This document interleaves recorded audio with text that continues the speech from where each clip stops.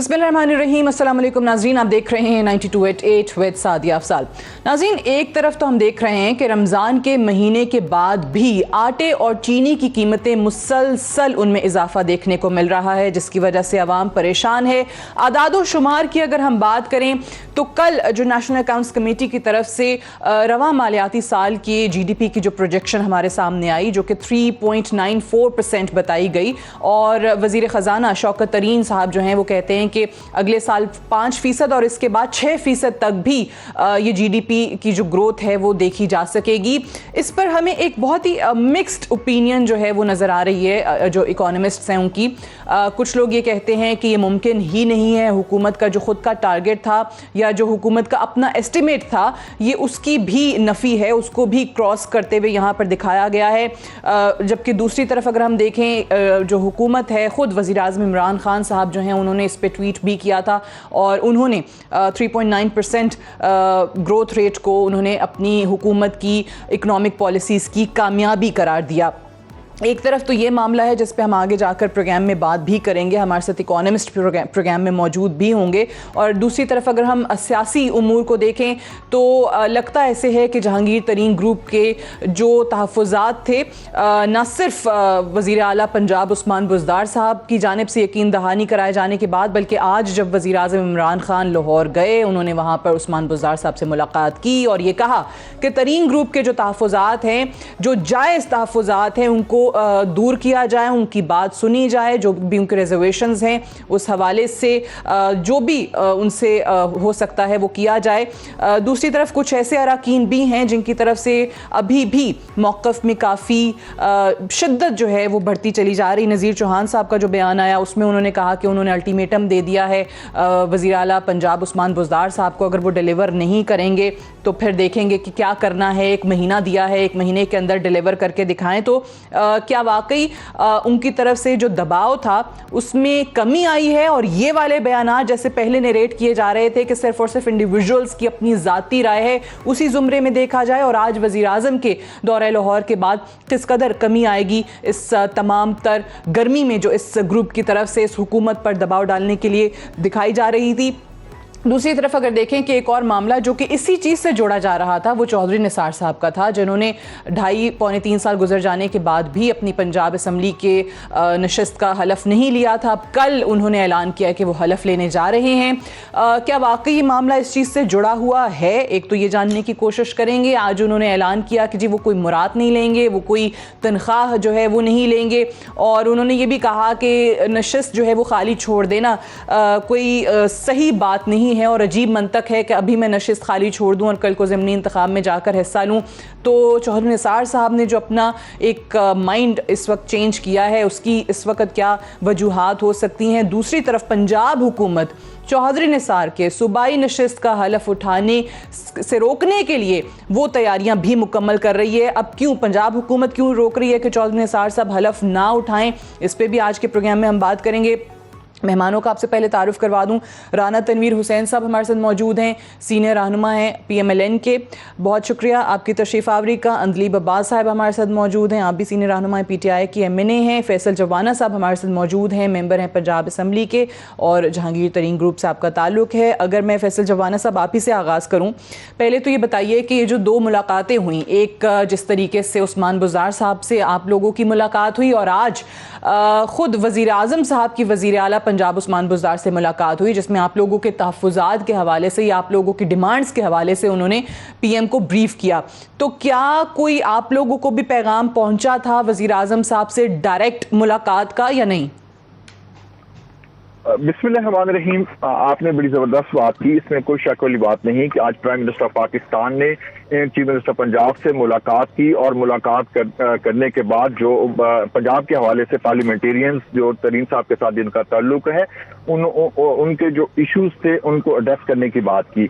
ये जो बात है ये आज से दो दिन पहले की ये चल रही थी कि तमाम जो इश्यूज थे जहांगीर खान तरीन साहब के ग्रुप के MPs के, तो उन्होंने CM ऑफिस से बाकायदा तौर पर रब्ता किया गया था और इसी तरह जो जहांगीर तरीन साहब ने अपने नॉमिनीज MPs हैं और उनकी एक जो है CM ऑफिस में बाकायदा तौर पर मीटिंग हुई थी और मीटिंग में ये तय पाया गया था कि जो आपके पार्लियामेंटेरियंस के तहफ़्फ़ुज़ात हैं कॉन्स्टिट्यूंसी वाइज या पब्लिक इंटरेस्ट के हवाले से जो हैं उनको बाकायदा तौर पर एड्रेस किया जाएगा और एक गलतफहमी जो है मिसअंडरस्टैंडिंग के कोई ट्रांसफर पोस्टिंग के हवाले से है उसको बाकायदा तौर पर क्लियर किया जाएगा। तो मैं समझता हूं कि आज उसी बात की जो है प्राइम मिनिस्टर पाकिस्तान ने जब बात कर दी तो मैं समझता हूं कि ये चीजें जो हैं वो बड़ी क्लियर हो गई और बेहतरी की तरफ जो है वो एक अच्छा लेकिन इसमें अगेन सवाल वही है कि आप लोगों की, ठीक है, जो भी जहांगीर तरीन साहब की तरफ से नॉमिनीज थे वो गए, उन्होंने बुज़दार साहब से मुलाकात की, लेकिन ऑब्वियसली आप लोग जो हैं वो बारहा ये भी कह चुके हैं कि हम लोगों को वो इंपॉर्टेंस नहीं दी जाती, चाहे वो पंजाब की सतह पर हो या फिर वफाक की सतह पर हो, कि जी मुलाकात का टाइम नहीं मिलता ना वज़ीर आला पंजाब से ना वज़ीर आज़म से। तो वज़ीर आज़म खुद आप लोगों से डायरेक्ट मुलाकात क्यों नहीं कर रहे? आज भी बुज़दार साहब ने उनको ब्रीफ किया है आपके तहफ़्फ़ुज़ात पे। देखिए, प्राइम मिनिस्टर पाकिस्तान ने तो बाकायदा तौर पर जो है हमारे पार्लियामेंटेरियंस जिसमें MPs भी शामिल थे और MNAs भी शामिल थे, उनकी बाकायदा तौर पर मुलाकात हुई और वो मुलाकात जो है वो बाकायदा तौर पर पब्लिक भी की गई। तो मैं समझता हूं कि ये जो ऐसी बात की जा रही है कि प्राइम मिनिस्टर से पार्लियामेंटेरियंस की मुलाकात नहीं होती, तो ऐसी कतन कोई बात नहीं। अगर पंजाब के हवाले से बात करें तो चीफ मिनिस्टर पंजाब की अच्छा, ये बड़ी इंटरेस्टिंग बात है कि एकदम आप लोगों का स्टैंड चेंज हो गया, क्योंकि आपके अरकान आकर बरमला टीवी पे यही कहते थे कि जी हमें वो इंपॉर्टेंस नहीं दी जाती, हम हल्के की सियासत करते हैं, हम इलेक्शन जीत के आए हुए हैं, लेकिन हमारी अहमियत वो नहीं है। मुझे नज़ीर चौहान साहब का बता दें, ये भी आप उनकी जाती राय कहेंगे या इस पे भी आप लोगों के दीगर अरकान का कुछ इत्तफाक है कि वो कहते हैं कि जी वज़ीर आला पंजाब को कारकर्दगी दिखाने के लिए हमने 1 महीने का टाइम दिया है, अगर वो डिलीवर नहीं कर सके तो हम देखेंगे, हमारा ग्रुप देखेगा कि हमने क्या करना है, हम उनको डिलीवर करने का कह के थक चुके हैं।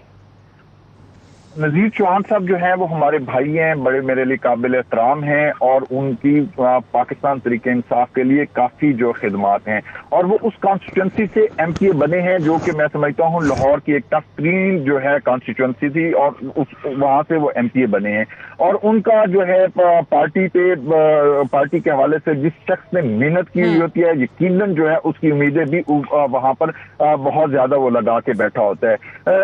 लेकिन जो अगर इस हवाले कोई भी ग्रुप हो तो वहां पे ग्रुप में आम तौर पर ये होता है कि बहुत सारे लोग जो है उनकी आरा जो है वो एक बात पर बात इत्तेफाक नहीं करते, लेकिन लीडरशिप के अंदर जो है वो उनको एक बात पर इत्तेफाक करना पड़ता है। मैं समझता हूँ कि तो आप लोगों को बुज़दार साहब पे भी मुकम्मल एतमाद है, आपके ग्रुप को, और वजीर आजम साहब पे भी।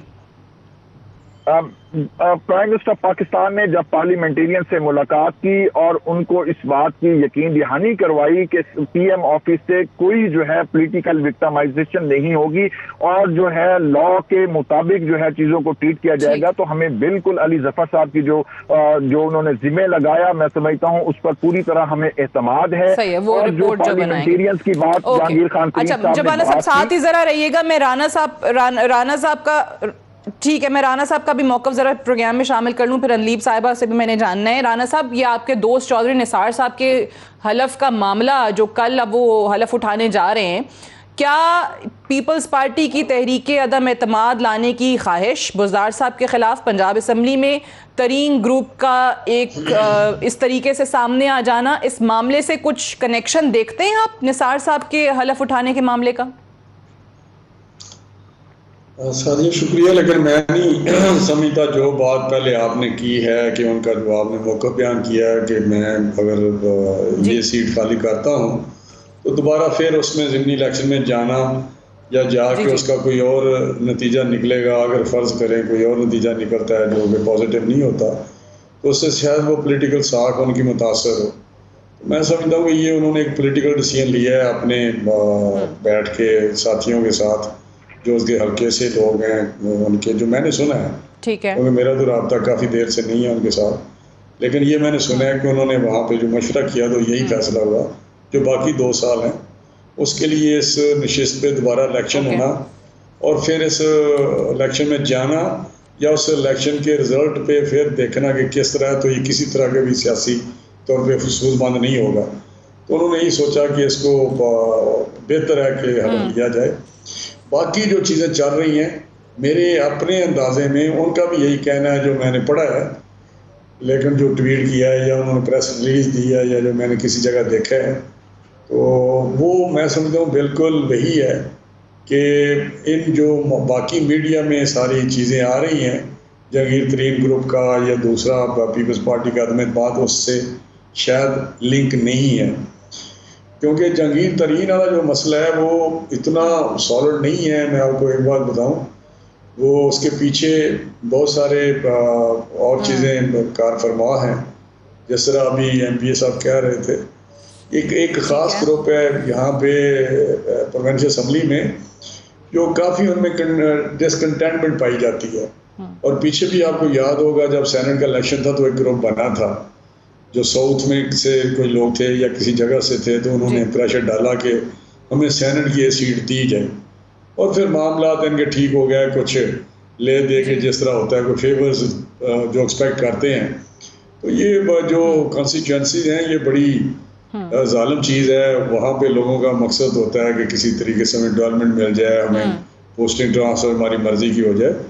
तो वो जो सिस्टम में इतनी शायद गुंजाइश ना हो जैसे ये सेटिस्फाई होते हों।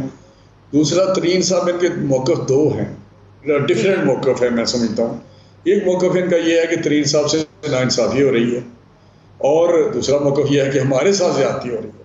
आप सुन ही रहे हैं जो MPA साहब ने कहा, अभी तो टोटली फोकस बदल गया, अभी तो डेवलपमेंट की बात है, हल्के की बात है, इश्यूज की बात है। सही है, वो हल्कों के लिए फंड्स का मामला या दीगर चीजें, पोस्टिंग्स, ट्रांसफर्स के इश्यूज। सादिया असरा MNAs को भी अगर एक एक पे नजर दौड़ाएं तो उनके अपने इश्यूज हैं जो शिद्दत की आप बात करते हैं। ये कुछ भी कर रहे हैं वो चीज़ें रहेंगी इनके सब कॉन्शियस में, और किसी वक्त फिर ये बाहर आ जाए, सरफेस हो जाएंगे, और ये चलता रहेगा सिलसिला इस वक्त तक कि ये लोगों को जो कोई और रास्ता मिल जाए, किसी और जगह पे चले जाएं, या इनको यकीन हो जाए कि अब ये गवर्नमेंट को हम घर भेज सकते हैं या ये गवर्नमेंट अच्छी, क्योंकि इनको पता है कि फ्यूचर में इस इनके प्लेटफॉर्म से शायद PTI के प्लेटफॉर्म से इलेक्शन लड़ना भी इतना सियासी तौर पे शायद कोई बेहतर ना हो। तो मैं समझता हूँ ये कॉन्स्टिट्यूंसी वाले लोग हैं, ये इलेक्टेबल्स लोग हैं, तो किसी और प्लेटफॉर्म पे जा सकते हैं, जो इलेक्टेबल्स हैं, जो इंडिपेंडेंट्स हैं, ऑब्वियसली उनकी अपनी एक सियासत है, और लेकिन हुकूमत के लिए ये इस ग्रुप की तरफ से कोई मसला नहीं है, कोई खतरा नहीं है। अच्छा, एक सवाल मुझे अदलीब अब्बास साहिबा से करने की इजाजत दीजिएगा, ये चौधरी निसार साहब के मामले पर ही कि ये है भी और नहीं भी, ठीक है। चौधरी निसार साहब के हलफ रोकने की जो तैयारी अदलीब साहिबा पंजाब हुकूमत कर रही है, पाकिस्तान तहरीक इंसाफ की हुकूमत कर रही है, वो कहते हैं कि जी अरकान असम्बली के हलफ उठाने की मुद्दत के बारे में जो ऑर्डिनेंस है वो काबीना से मंजूर हो चुका है, और शायद इसी को जवाज़ बनाकर आप लोग चाहते हैं कि पंजाब में ये उनका हलफ ना हो। हालांकि जब तक ऑर्डिनेंस का बाज़ाब्ता नफाज नहीं हो जाता तब तक तो मेरा नहीं ख्याल कि हलफ उठाने में कोई ममानियत है किसी भी रुकन के। शुक्रिया सादिया। पहली बात तो यह है कि जो भी कानूनी तरीका है वो तो कानूनी तरीका ही होगा। अगर ऑर्डिनेंस नहीं बाज़ाब्ता हुआ तो फिर ऑब्वियसली वो लागू नहीं होगा, और अगर हो चुका है तो फिर उसको उसी के नीचे ये सारा प्रोसेस होगा। लेकिन आप एक प्रिंसिपल की बात करें ना, आप देखें अब 2.5-3 साल होने वाले हैं। अगर एक बंदा आया ही नहीं, उसने ओथ ही नहीं ली, उसने कोई असेंबली का इजलास ही अटेंड नहीं किया, उसने कोई दिलचस्पी नहीं ली असेंबली में, लेकिन वो उसका रुकन रहता है, वो उस सीट पे बैठा है, वो उस सीट की जिसको कहते हैं जितनी भी सेशंस हैं उस सीट की अपॉर्चुनिटी कॉस्ट है जो कि कोई और नहीं दे रहा। वो आके अपने हलके को रिप्रेजेंट नहीं कर रहा, वो आके अपने मौक़िफ़ को पेश नहीं कर रहा, वो तर्जुमानी नहीं कर रहा अपनी कॉन्स्टिट्यूंसी की, और वो अपना बैठ के जो भी उसके साथ उसकी एक स्टेटस है, उसकी एक प्रिविलेज है, वो उसको एंजॉय कर रहा है। तो ये तो टैक्स पेयर के पैसे के साथ, टैक्स पेयर के इत्मीनान के साथ, ट्रस्ट के साथ बहुत बड़ी ब्रीच है। और इस पे आप देखें कितने लोग हैं, इसहाक डार साहब हैं, वो मफरूर हैं, वो एब्सकॉन्डर हैं, वो वापस मुल्क में नहीं आएंगे, एसेट बियॉन्ड मींस उन पे केस है। तो वहां पे भी तो आप लोगों की कोशिश है ये ऑर्डिनेंस के जरिए कि इसहाक डार साहब की नशिस्त जो है वो खाली हो और उनकी जगह पे शौकत तरीन साहब को जो है वो सेनेट का रुकन मुंतखब किया जा सके, लेकिन अभी तक हुआ कुछ नहीं। देखिए बात यह है कि चाहे हमारी सीट हो, चाहे ऑपोजिशन की सीट हो, चाहे वो किसी मिनिस्टर की सीट हो या किसी ऑर्डिनरी वर्कर की सीट हो, अगर आप उस सीट पे 3 साल ना सीट छोड़ रहे हैं, ना काम कर रहे हैं, ना आप उसके प्रिविलेजेस छोड़ रहे हैं, ना आप उसको रिप्रेजेंट कर रहे हैं, तो ये तो सरासर ज्यादती है। और ये ज्यादती आपकी आवाम के साथ है, ये ज्यादती आपकी असेंबली के साथ है। आप पामाल कर रहे हैं इस ट्रस्ट को, जिस ट्रस्ट से आपको लोगों ने इस असेंबली में भेजा है, तो आप उस पर रिजाइन करें या फिर डिस्क्वालीफाई हो। और जो बंदा आके इस अवाम के एतमाद को बहाल कर सकता है, रिप्रेजेंट कर सकता है, उसको मौका दें कि वो इलेक्शन लड़के आए। ठीक है, ठीक है, ओके। मुझे जबाना साहब एक सवाल करके फिर मुझे ब्रेक की तरफ जाना है कि एक तरफ तो आज शाह महमूद साहब कह रहे थे आप लोगों के ग्रुप के हवाले से कि ये क्या कर रहे हैं, आप लोग कहते हैं कि जी साथ हैं भी और नहीं भी हैं, आप लोगों पे काफ़ी गर्जे बरसे हैं शाह महमूद साहब। उन्होंने कहा कि जी चीनी माफिया ब्लैकमेल करता है और मैं इमरान खान को ये कहता हूँ कि जी वो डट जाएं और ये कोई तरीका नहीं है कि एतमाद है भी नहीं भी, लेकिन अगर मगर करना शुरू कर देते हैं आप लोग। तो एक तो ये चीज़ सामने आ रही है कि देखें मामला शुरू हुआ तरीन साहब के ये शुगर वाले स्कैंडल से, गो के आप कहते हैं एफआईआर्स में चीनी का जिक्र नहीं है, जो भी मामलात हैं उनके अपने तहफ़्फ़ुज़ात हैं, आप लोग आके उनकी सपोर्ट में खड़े हो गए। फिर दूसरी चीज़ जैसे राना तनवीर साहब कह रहे थे कि आप लोगों के अपने इश्यूज़ हैं, हल्के की सियासत है, तरक्याती फंड्स का मामला है, ट्रांसफ़र पोस्टिंग्स पे नहीं सुना जाता है, उस पर मामला है। तो अगर आप लोगों का ये वाला मामला हल हो जाता है, फंड्स भी आ जाते हैं, आप लोगों के हल्के की सियासत को वो देखते भी हैं, तहफ़्फ़ुज़ात वहाँ पर दूर हो जाते हैं, लेकिन ये कहा जाता है जी तरीन साहब वाला मामला अलग रखिए, वो जिस तरीके से कार्रवाई, कानूनी कार्रवाई चल रही है, जो इदारे इन्वेस्टिगेट कर रहे हैं, उसको इससे सेपरेट रखें। तो फिर आप लोगों का इस पे क्या जवाब, क्या लाए हमल है? देखिए सबसे पहली बात तो ये है कि जो हमने अपनी पॉलिटिक्स जो है वो शाह महमूद कुरैशी के डिजाइन के मुताबिक नहीं करनी। हमारा जो ऑब्जेक्टिव है, हमारी जो जिसकी तरफ हमने आगे बढ़ना है, वो हमने अपने पॉलिटिकल कैरियर्स को मद्देनजर रख के आगे बढ़ना है। हमारा पॉइंट ऑफ व्यू यह है कि हम पाकिस्तान तरीके इंसाफ का हिस्सा थे, हैं और रहेंगे। ये बात मैं नहीं कर रहा, ये बात जो है जहांगीर खान तरीन साहब ने एक दफा नहीं कई दफा बात की। और अब जो है उन लोगों को यकीनन तकलीफ है कि बाज लोगों का इस तरह इकट्ठे होने से बाज लोगों को पार्टी के अंदर इश्यूज होते हैं, उनको तकलीफ होती है और वो उससे कुछ गेन करना चाहते थे, लेकिन उनकी बदकिस्मती ये रही है कि वो उससे कुछ गेन कर नहीं सके। जब प्राइम मिनिस्टर पाकिस्तान ने इन तमाम पार्लियामेंटेरियंस को बुलाया और उनके इश्यूज को उन्होंने एड्रेस किया, तो मैं समझता हूं कि उसके बाद जो वो कुछ गेन करना चाहते थे वो गेन ना कर सके। और ठीक है, लेकिन मेरा सवाल वही है ना कि आप लोगों के इश्यूज एड्रेस हो जाते हैं, हल्के के मसाइल हल हो जाते हैं, लेकिन पीएम साहब ये भी कहते हैं कि मैं ब्लैकमेल नहीं हूंगा, ये शुगर स्कैंडल वाले मामले पे मैं किसी की नहीं सुनूंगा, जो इंक्वायरी हो रही है, जैसे इन्वेस्टिगेशन हो रही है वैसे ही चलेगी, चाहे वो तरीन साहब हो या कोई और हो, उस पर वो नहीं सुनते, तो फिर क्या करेंगे? देखिए हम तो खुद इस बात पर इत्तेफाक करते हैं कि इत्तेसाब के मामले में कंप्रोमाइज नहीं होना चाहिए, क्योंकि प्राइम मिनिस्टर पाकिस्तान की एक ऐसी शख्सियत है कि वो किसी सूरत में भी, चाहे उनकी अपनी सफ़ों के अंदर ऐसा शख्स बैठा हो या अपनी सफ़ों से बाहर बैठा हो, इत्तेसाब पर वो ये बात दुरुस्त करते हैं कि वो कंप्रोमाइज नहीं करेंगे और उन्हें करना भी नहीं चाहिए, क्योंकि पाकिस्तान तरीके इंसाफ के लोगों को जब वोट मिला है तो उसमें एक मेजर कंपोनेंट जो है वो यकीनन इत्तेसाब के हवाले से था। जो हमारा मौक़िफ़ है कि जो प्राइम मिनिस्टर पाकिस्तान ने इंटरनल अरेंजमेंट किए अपनी सेटिस्फेक्शन के लिए कि क्या ये क्रिमिनल ऑफेंस बनता था और क्या ये चीनी माफिया का जो जिक्र हर जगह किया जा रहा था, क्या इस एफआईआर में चीनी का कहीं जिक्र तक नहीं है। तो हमारा मौक़िफ़ तो था ही ये कि आप देखें कि क्या इससे जो ये 3 एफआईआर हैं, क्या ये चीनी माफिया के हवाले से हैं या उनके पर्सनल जो है बिजनेस उसके हवाले से। अगर उनके पर्सनल बिजनेस के हवाले से हैं तो अगर ये सिविल लिटिगेशन बनती है तो इसको सिविल लिटिगेशन टेकअप होनी चाहिए, और अगर क्रिमिनल ऑफेंस नहीं बनता तो ये जो क्रिमिनल ऑफेंस लेकिन ये नहीं चाहती कि खिलाफ की गई है ये ज्यादती किसी किस्म का भी कॉम्प्रोमाइज हो। थैंक यू वेरी मच, बहुत शुक्रिया। फैसल जवाना साहब हमसे बात कर रहे थे जहांगीर तरीन ग्रुप का मौक़िफ़ के, कह रहे हैं कि जी वज़ीर आज़म साहब ने यकीन दहानी कराई है और हम वज़ीर आज़म साहब के साथ हैं और तमाम तहफ़्फ़ुज़ात दूर हो गए हैं। ब्रेक लेंगे, ब्रेक से वापस आएंगे। अंदलीब साहब हमारे साथ मौजूद हैं, राना तनवीर साहब मौजूद हैं और डॉक्टर कैस असलम साहब भी हमें ज्वाइन करेंगे जो कि माहिर मौशियात हैं।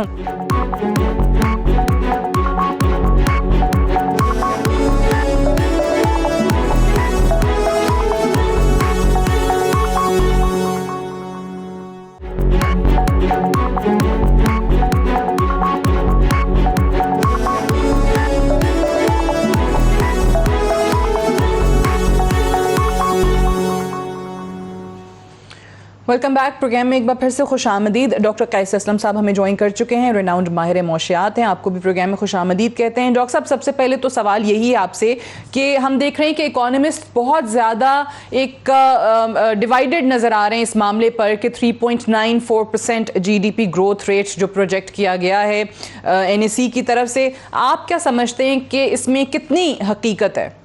देखिए जी, बात यह है कि GDP को कई तरीक़ों से देखा जा सकता है। इन्होंने, मेरा ये ख्याल है कि नॉमिनल GDP को लिया है, दैट मीन्स प्राइस राइज। तो इन्फ्लेशन जो है पिछले 2020 में 10 पॉइंट समथिंग थी, 10.78, और 2021 में अभी तक जो थी वो 8.75 थी।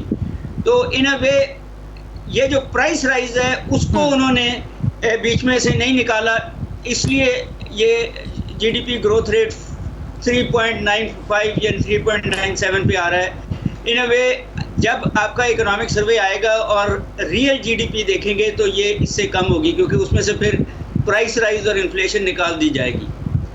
दूसरा जो तरीका है देखने का वो है अच्छा, तो यानी ये जी मैं सुन रहा हूँ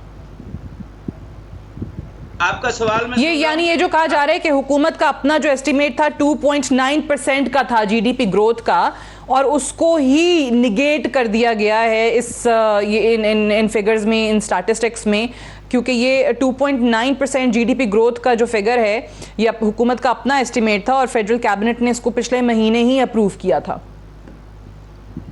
देखें, बात यह है कि मेरा ख्याल है कि थोड़ा सा इन्फ्लेट किया गया है इस सारे मामले को, क्योंकि आप देखें कि जो मेजर पोर्शन है GDP ग्रोथ का हमेशा से वो 54% वो सर्विस सेक्टर से आता है, और सर्विस सेक्टर में जो है ग्रोथ आई है, बैंकिंग में आई है, IT में, बट इन द एंड जो सिटीज़ थी उसमें लॉकडाउन रहा, पार्शियल लॉकडाउन रहा, उसमें आपके जो हैं रिटेल सेक्टर बहुत ज़्यादा लॉकडाउन रहा।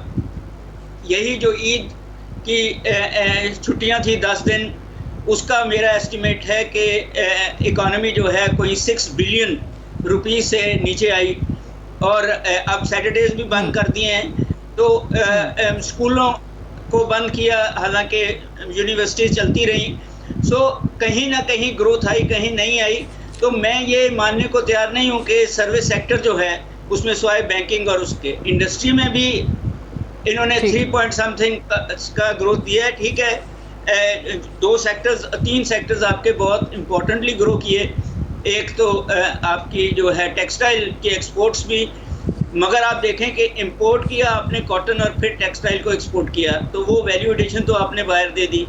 इसी तरह फार्मास्यूटिकल में आई होगी ग्रोथ इस सारे कवर्ट में, और आपकी जो ये जो है कंस्ट्रक्शन इंडस्ट्री, उसमें आपने बहुत मरातें दी। बाकी तो कोई इंडस्ट्री इस तरीके से नहीं चली जिस तरीके से ये ग्रोथ है।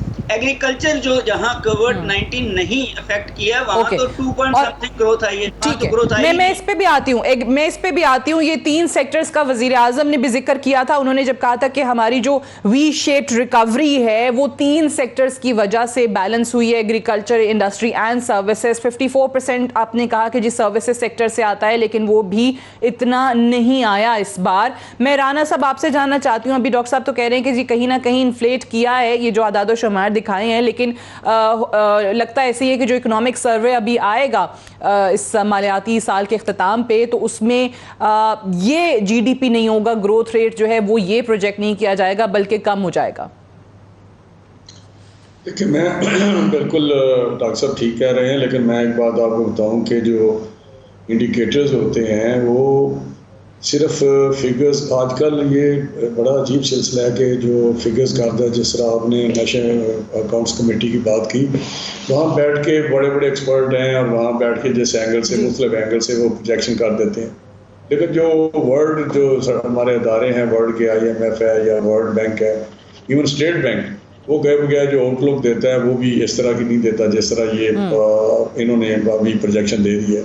तो मैं समझता हूँ कि अगर इनकी तमाम डिटेल में जाऊँ, इन्फ्लेशन रेट का कहूँ, इनका जो बाकी मामला है, रेवेन्यू की बात करूँ, जिस तरह इनकी एक्सपेंडिचर हैं या जिस तरह डेवलपमेंट PSTP बना रहे हैं, उसमें जो इतना ये पम्प इन करते हैं, उसकी जो वॉल्यूम है इतना थोड़ा है, ये डेफिनेटली एक जनरेट करता है इकोनॉमिक एक्टिविटी और कंट्रीब्यूट करता है GDP में।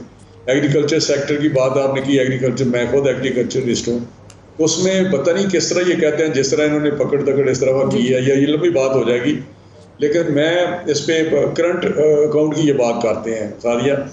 करंट अकाउंट का जो डेफिसिट है उसको ख़त्म करना या नैरो करना, वो एक हेल्दी होता है, एक होता है नेगेटिव। अगर डॉक्टर साहब मेरे साथ इत्तेफाक करें या इसको बियर में आउट कि जो आप इम्पोर्ट को कर्व करेंगे तो उससे आपकी इकोनॉमिक एक्टिविटी स्लो होगी या ख़त्म हो जाएगी। इन्होंने वो किया, इंपोर्ट को बिल्कुल कर्व किया है और एक्सपोर्ट पे कोई ऐसी इंक्रीज़ नहीं आई।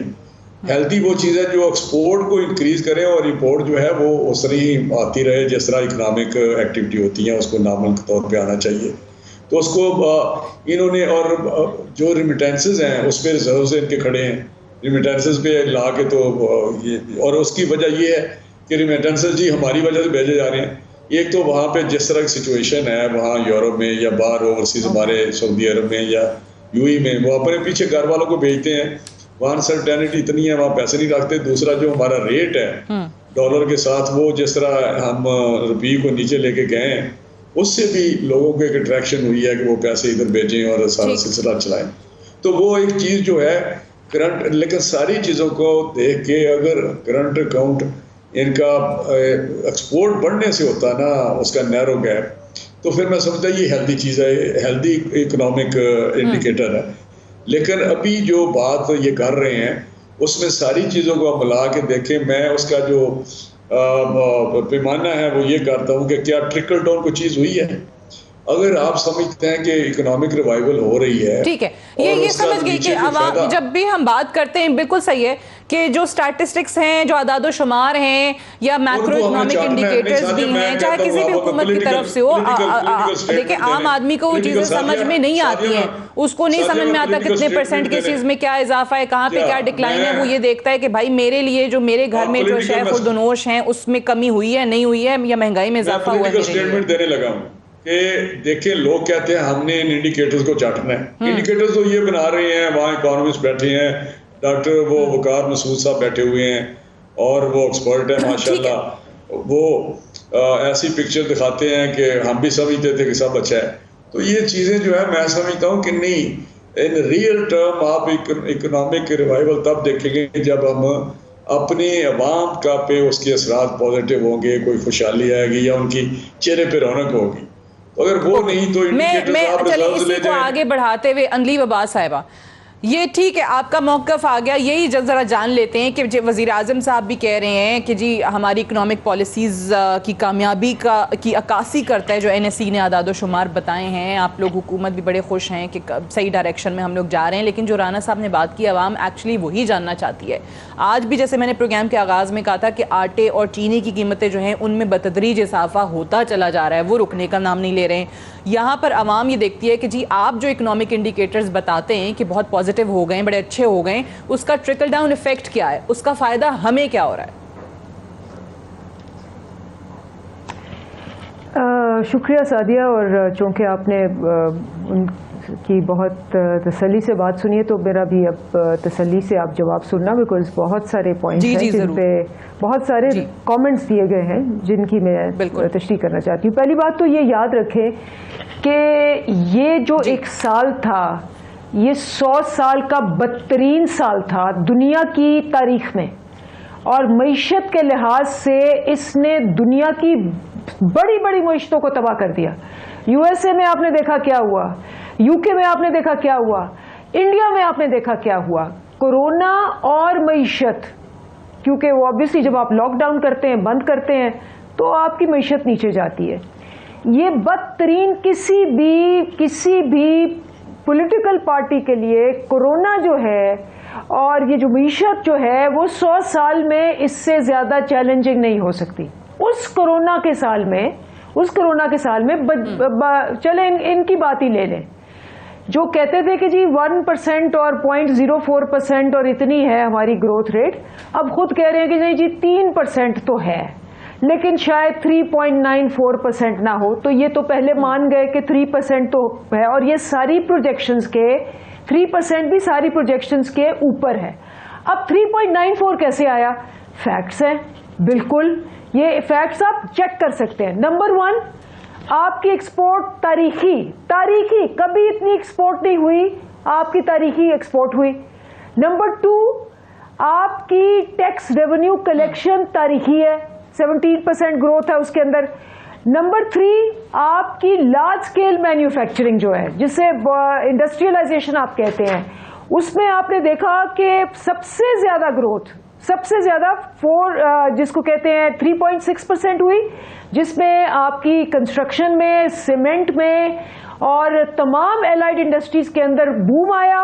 सर्विस सेक्टर पे 4.4% हुई, और एग्रीकल्चर जो कि माइनस में जा रहा था, वीट की सबसे ज्यादा highest ever production of wheat है, राइस है, मेज है, एंड सेकंड हाईएस्ट प्रोडक्शन जो है वो गन्ने की है। अब आप कहते हैं कि ये सारे मिला के, और आपके ये उसके अलावा रोशन डिजिटल अकाउंट, ये सारा मिला के अगर 3.94 नहीं हो सकता तो ठीक है, ये चैलेंज करें, बिल्कुल आए, फैक्ट्स के साथ आए, फिगर्स के साथ आए। टेक्सटाइल आपने कहा, सबसे इंपॉर्टेंट बात, ओके, एग्रीकल्चर आपने कहा, और रेमिटेंसेस कहा। सुन लें, नहीं मैंने कहा एक्सपोर्ट्स का, मैंने आपको कहा कि एग्रीकल्चर का, मैंने आपको सर्विसेज इंडस्ट्री का कहा, मैंने कहा टैक्स रेवेन्यू बढ़ा है आपका, मैंने आपको कहा कि आपके रोशन डिजिटल अकाउंट से आपको कहे हैं, और बेशुमार और चीजें। मैं आपसे जो कह रही हूं कि ये करते क्या थे, ये करते ये थे कि इन्होंने पाकिस्तान ब्यूरो ऑफ स्टैटिस्टिक्स को फाइनेंस मिनिस्ट्री के नीचे लगाया हुआ था, और ये जो बहुत देर से एक था कि जी फाइनेंस मिनिस्ट्री के नीचे नहीं होना चाहिए, इन्होंने नहीं किया उसको इंडिपेंडेंट, हमने किया आके। The Pakistan bureau of statistics is no longer under the finance ministry, वो प्लानिंग के साथ काम करता है। अब ये देखें कि अगर ये समझते हैं कि ये सारे फिगर्स जो हैं ये गलत हैं, तो ये अपने काउंटर फिगर्स लेके आए, ये प्रूफ करें कि वीट जो थी वो हाईएस्ट एवर नहीं थी, इनके पास जो फिगर्स हैं वो ले आए। इनके पास अगर एक्सपोर्ट्स के फिगर्स हैं, क्योंकि वो तो रिकॉर्डेड होते हैं, हर दफा एक्सपोर्ट काउंटर फिगर्स आप कहते हैं कि लेकर आए, अगर इनको लगता है कि ये जो सारे आदाद शुमार हैं और जिन सेक्टर्स के स्पेशली आपने बताए हैं कि जिनमें बेहतरी आई और जिनकी वजह से ये पॉसिबल हुआ है कि 3.94% जीडीपी ग्रोथ रेट आपका आ रहा है। मुझे एक ब्रेक लेनी है, ब्रेक से वापस आएंगे तो डिस्कशन को हम यहीं से आगे बढ़ाएंगे। Stay tuned.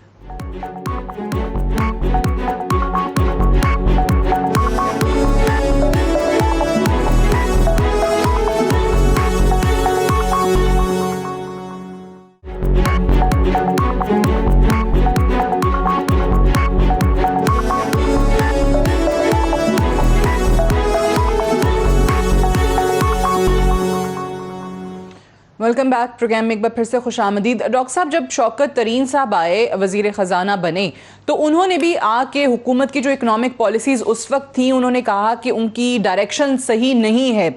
लेकिन अब शौकत तरीन साहब जो हैं वो बहुत ही रोज़ी पिक्चर प्रेजेंट कर रहे हैं। वो 5% अगले साल और उसके बाद वो कहते हैं 6% तक जो है वो ग्रोथ रेट चला जाएगा। कितनी इसमें हकीकत है, ये इंप्रेशन कितना दुरुस्त है? देखें, अगर पिछली हुकूमत में जा सकता है 5.2 या 5.7, तो ये भी उस लेवल पे ले जा सकते हैं, कोई ऐसा इशू नहीं है। स्ट्रक्चर्स का इशू है कि मगर जो आपके चारों फैक्टर्स ऑफ प्रोडक्शन हैं, लैंड आपकी अनप्रोडक्टिव है इररिस्पेक्टिवली, मैं किसी गवर्नमेंट की बात नहीं कर रहा, लेबर आपकी अनप्रोडक्टिव है इररिस्पेक्टिवली, एजुकेशन और स्किल्स आप देते नहीं हैं, फाइनेंस में शायद आप बेहतर हो मगर मशीनों का जो कैपिटल है वो आपको इंपोर्ट करना पड़ता है, कुछ ही नहीं करते। और एंटरप्रेन्योर्स भी आपके जो अच्छे हैं, जो अच्छे यूनिवर्सिटियों से जाते हैं, वो बाहर चले जाते हैं। तो अभी स्वाय 1-2-5% इंडस्ट्री के आपके पास चारों फैक्टर्स ऑफ प्रोडक्शन जो हैं वो उस लेवल के ही नहीं है कि आप इस ग्रोथ को दे दें। दूसरा जो ट्रिकल डाउन इफेक्ट की बात की है वो ये है कि 20 to 25% इस मुल्क की जो अपर क्लासेस हैं, जिसमें मिडिल क्लासेस भी आती हैं, उनका हो जाएगा। मगर नीचे जो 80% लोग हैं या 75% लोग हैं, उनको इस ग्रोथ का कोई फायदा नहीं होना। वो जिस तरह रहते थे उसी तरह, क्योंकि हमने स्ट्रक्चरल चेंजेस ही नहीं की, क्योंकि हमने इंस्टीट्यूशनल चेंजेस ही नहीं की जो ये प्राइम मिनिस्टर चाहते हैं कि हो जाएं, मगर सोसाइटी उसको करने नहीं दे रही। आपके पास जो है 19th सेंचुरी अच्छा, ये सॉरी डॉक्टर साहब, मुझे ये जरा प्लीज एलेबरेट कीजिएगा इस पे। आपने कहा कि बहुत सारे ऐसे लोग हैं जिनको इस ग्रोथ का फायदा नहीं होगा और करने नहीं दिया जा रहा। कौन नहीं करने दे रहा इस हुकूमत को? किस तरीके से इसमें रुकावट डाली जा रही है कि आवाम को फायदा नहीं हो? मुल्क देखिए, पहली बात तो यह है कि मुल्क के जो सोशो इकोनॉमिक स्ट्रक्चर्स हैं वो खुद रुकावट हैं। दूसरी जो आपकी ब्यूरोक्रेटिक स्ट्रक्चर्स हैं वो रुकावट हैं। तीसरा जो आपके एजुकेशन लेवल है वो रुकावट है। इन दी कॉन्टेक्स्ट आप जब अपने बच्चों को, जो कौम के बच्चे हैं, उनको सब स्टैंडर्ड तालीम देंगे, स्किल्स देंगे, और जिसके बरक्स जिन लोगों को, जिन बच्चों को देते हैं वो बाहर चले जाते हैं, तो आपके पास वो डिफिसिट रहेगा ना जी। 1-2% चीजें ठीक हो जाने से मुल्क की जो ट्रिकल डाउन इफेक्ट है वो नहीं होना। ना आपने लैंड रिफॉर्म किया है, ना जो स्मॉल फार्मर्स हैं उनको नहीं होना। ठीक है राना साहब, सही है, गॉट योर पॉइंट डॉक्टर साहब। राना साहब, ये जो डॉक्टर साहब जिन चीज़ों की तरफ इशारा कर रहे हैं कि फिर कोई भी हुकूमत हो, अपनी तरफ से तो ऑब्वियसली हर हुकूमत चाहती है कि आवाम को रिलीफ आप दें, ये मईशत के आदादोशुमार बेहतर हों, लेकिन जिन ब्यूरोक्रेटिक हर्डल्स का वो जिक्र कर रहे हैं वो आपको भी होंगी, इनको भी होंगी, इनको ज़्यादा है, फर्स्ट टाइम गवर्नमेंट में आए हैं, तो फिर वो कैसे आगे बढ़ेगा मामला? देखिए, मैं डॉक्टर साहब से इत्तेफाक नहीं करता। वो इकोनॉमिस्ट हैं, बेहतर बात तो उनकी ज़्यादा क्रेडिबल लोग समझेंगे, लेकिन मैं समझता हूँ कि ये चीज़ें जो हैं वो कंट्रीब्यूट करते हैं। लोग, अगर एक इंडस्ट्री चल रही है, उसमें ग्रोथ हो रही है, तो डेफिनेटली जीडीपी में उसकी इंक्रीज आएगी। लेकिन हो क्या रहा है यहाँ, मैं समझता हूँ ये जिस तरह ग्रोथ दिखा रहे हैं इंडस्ट्री की, उस तरह पिक्चर नहीं है ये जो पेंट कर रहे हैं या दलीप साहब कर रही हैं। कभी तो इसको वो कर रहे हैं, लोगों को निकाल रहे हैं फैक्ट्रियों से, और मेरे हल्के में बहुत सारी कह रही हैं आप काउंटर फिगर्स ले आए। काउंटर फिगर्स हम शाया करेंगे, इनका अपना स्टेट बैंक ही शाया कर देगा। मैं आपको गारंटी कर रहा हूँ कि वो जब इकोनॉमिक सर्वे देगा तो वो शाया करेगा। उसकी तो अपनी भी है कि 3% होगा, तो हमने 3% तो नहीं हम मानते, ये कह रहे हैं हम मान गए हैं।